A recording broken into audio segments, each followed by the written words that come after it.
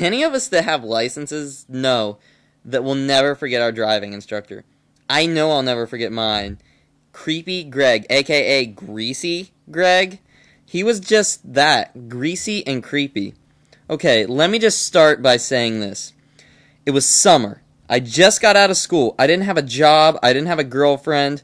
At most, I should have only been mildly inconvenienced for my summer holiday. There was nothing to bring me down. I didn't have any responsibilities to deal with all summer long. And then he showed up.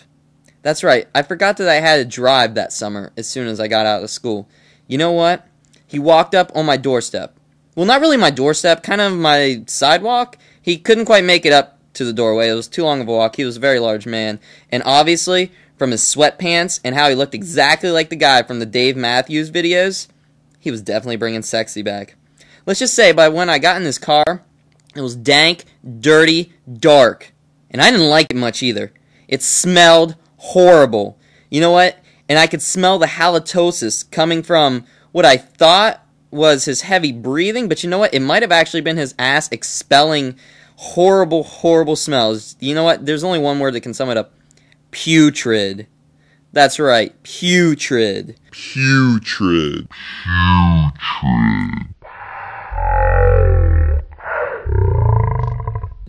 Okay, so anyway, my first mission, and many other of my friends, after I talked to them, actually had this mission as well, was the Reese Cup mission. That's right, we had to drive and get Reese Cups. But mine was a variation. I had a little bit of a different task. I had the Mallow Cup mission. That's right, the double M. So I went down to the local Circle K because they kept them in a refrigerator there. You know what? He grabbed a lot of them. But actually, let's just take that back. Because as soon as we got there, he opened up the door and I saw water fling everywhere. He didn't have a water bottle with him. So eventually, I was like, you know what? That was sweat dripping off of this huge fat man's body. But no, actually it wasn't. I later came to realize it was saliva. He actually salivated thinking of the Mallow Cups, and he got out. As soon as he opened the door, that massive mongoloid started running. I heard a small child scream in the back.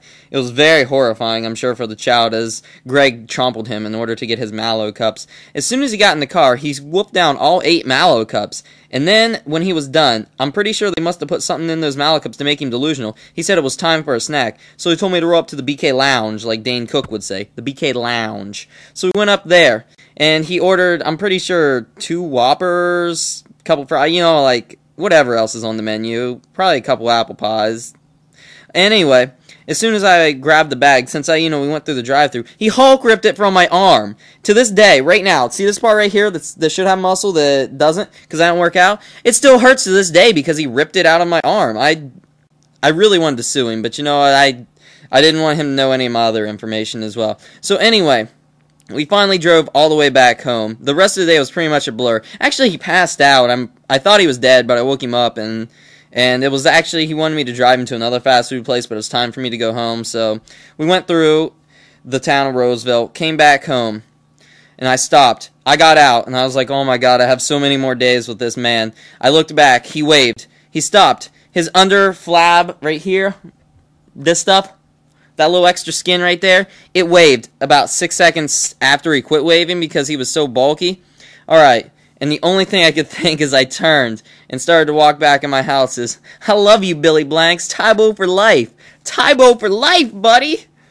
That's probably going to be my last video, guys. I'm pretty sure when he sees that I've posted this, because I know he watches YouTube videos, I'm probably going to die. I love you, Billy Blanks. Tybo for life.